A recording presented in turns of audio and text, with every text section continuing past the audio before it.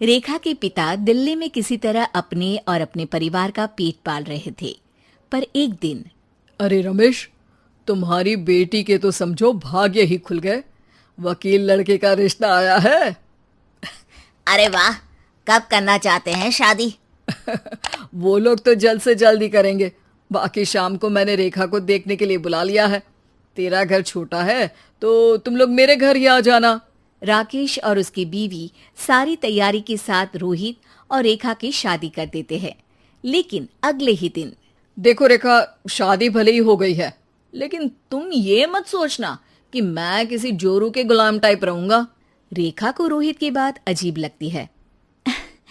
मैं ये तो सोच भी नहीं सकती और ना ही चाहती हूँ, लेकिन शादी के अगले ही दिन इस तरह की बात की उम्मीद भी नहीं थी। रोहित रेखा के मुंह से ये बात सुनकर गुस्सा हो जाता है। अरे, काफी जबान भी चला लेती हो। माँ ने सिखाया नहीं कि पति से कैसे बात करते हैं? रेखा अब चुप रहने में ही भलाई समझती है। रेखा, जल्दी से नाश्ता तैयार कर लो।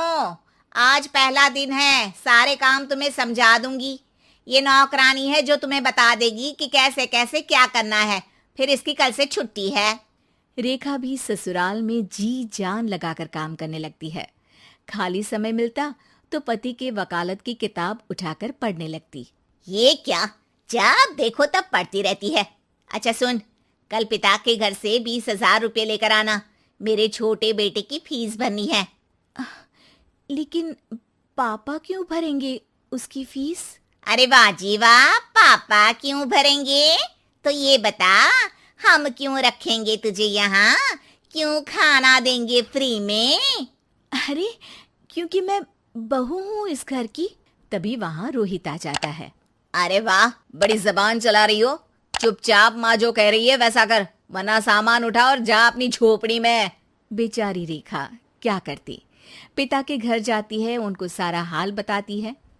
पिता भी जैसे तैसे पैसों का इंतजाम कर बेटी को ससुराल के लिए विदा करते हैं।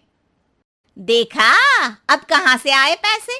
अरे बहुत माल है तुम लोगों के पास, बस सीधी उंगली से निकालते नहीं। नहीं नहीं माँ, पापा ने अपनी मोटरसाइकिल बेचकर पैसों का इंतजाम किया है। पता नहीं अब वो ऑफिस कैसे जाएंगे। अरे वाह भाई, ये भी हम सोचे। खैर, जैसे तैसे दिन बीतते हैं।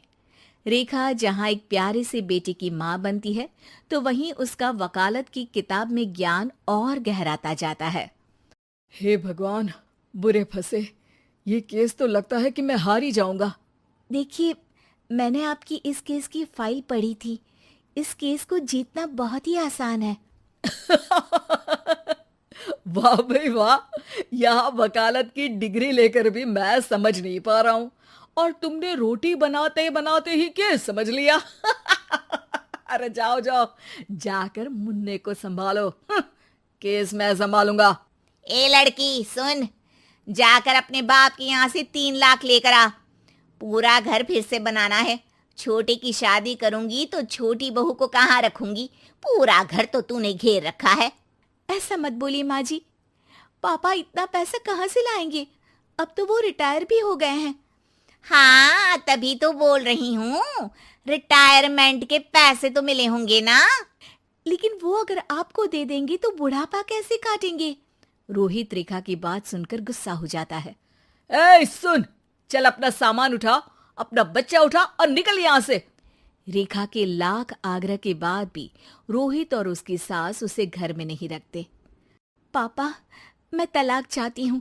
बेटा, मेरे पास वकील के पैसे नहीं है। पापा, आप मुझे वकालत करवा दीजिए, अपना केस मैं खुद लड़ूंगी।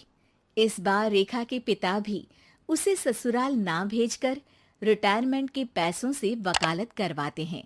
और फिर एक दिन कोर्ट के बाहर, रोहित, आज तुम अपना ही केस हार गए, वो भी उस लड़की से जिसकी तुमने कभी कदर ही नहीं की।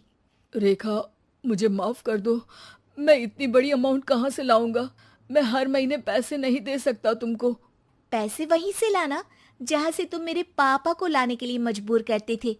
एक पिता अपनी बेटी की शादी उसकी खुशहाली के लिए करता है, ना कि सारी जिंदगी कर्जदार बनने के लिए। अरे, मेरे ही बेटे की किताब पढ़ पढ़ कर ज्ञान बांट रही हो। वकालत की किताब तो ससुराल में ही पड़ी थी ना। बिल्कुल, यहाँ मेरी गलती रही। जिस पैसे से मैंने इसकी शादी की थी, मुझे वो पैसे पहले इसकी पढ़ाई में लगाना चाहिए था। और आज रेखा एक जानी मानी वकील के रूप में काम कर रही है।